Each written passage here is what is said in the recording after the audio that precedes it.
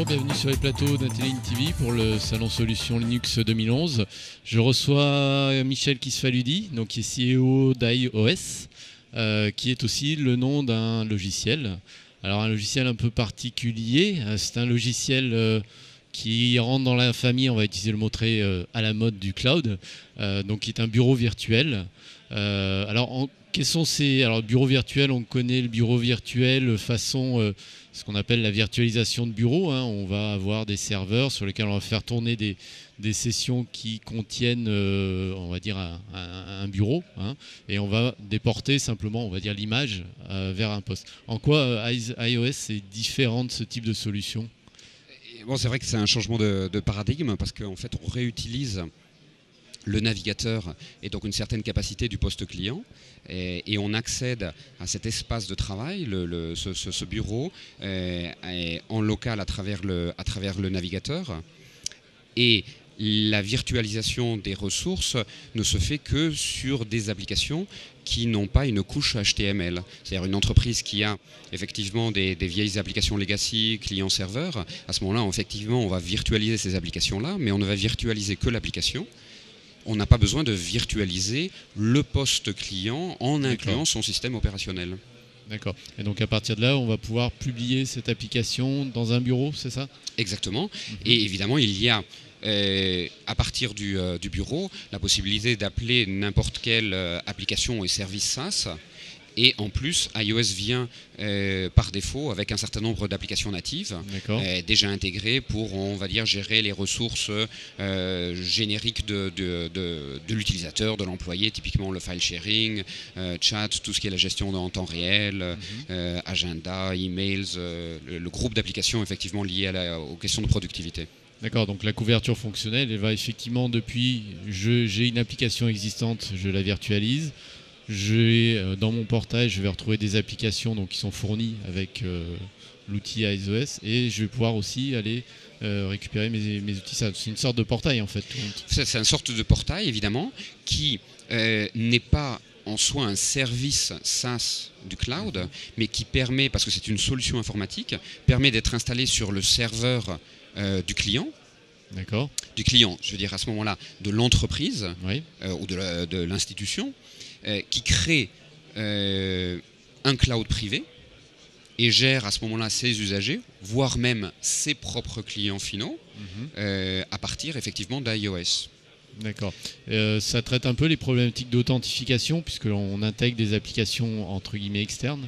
On a dans la version que l'on va lancer cet été une fonctionnalité de single sign-on. D'accord.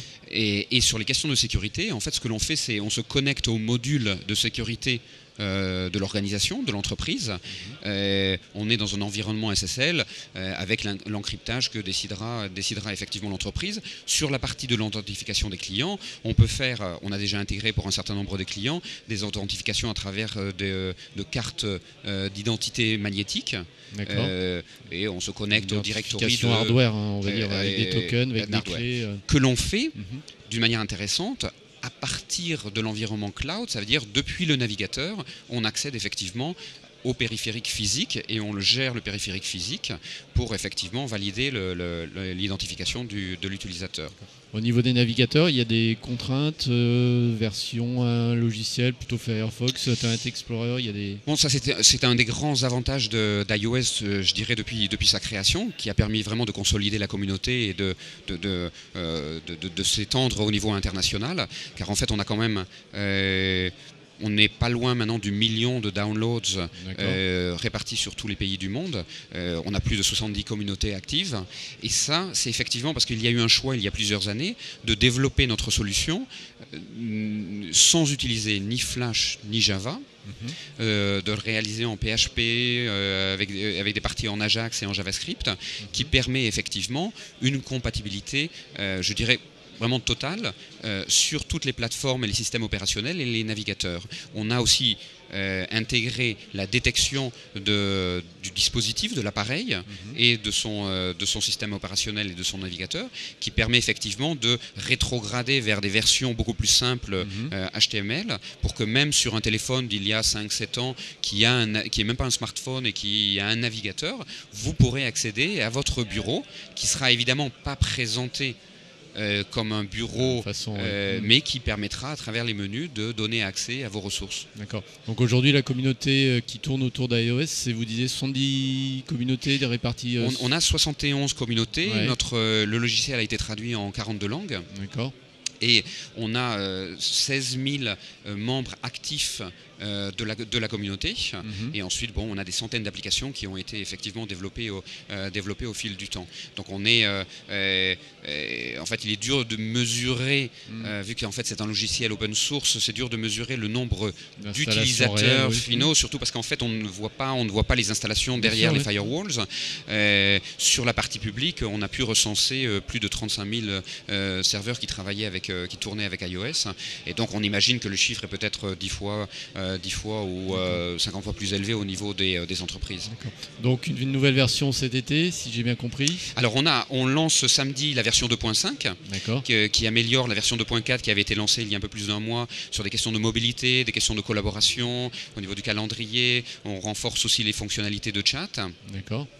Et cet été, on lance effectivement une version où on rajoute des fonctionnalités de synchronisation, de gestion offline et aussi de décrochage. Un élément très très important, c'est en fait la possibilité de travailler sur des fichiers qui sont dans le cloud, mais en faisant tourner une application de l'ordinateur en local. Typiquement un AutoCAD ou un Photoshop qui ne se prêtent pas facilement à de la virtualisation et qui ont besoin de beaucoup de ressources. À ce moment-là, l'utilisateur va pouvoir travailler sur son fichier qui est dans le cloud, mais travaillera sur l'AutoCAD qu'il a dans son ordinateur. Donc une option très très intéressante fichiers, en fait. pour des applications lourdes. D'accord. Très bien, je vous remercie pour toutes ces beaucoup. informations sur iOS et puis à bientôt sur un salon. Merci beaucoup, à bientôt, au revoir.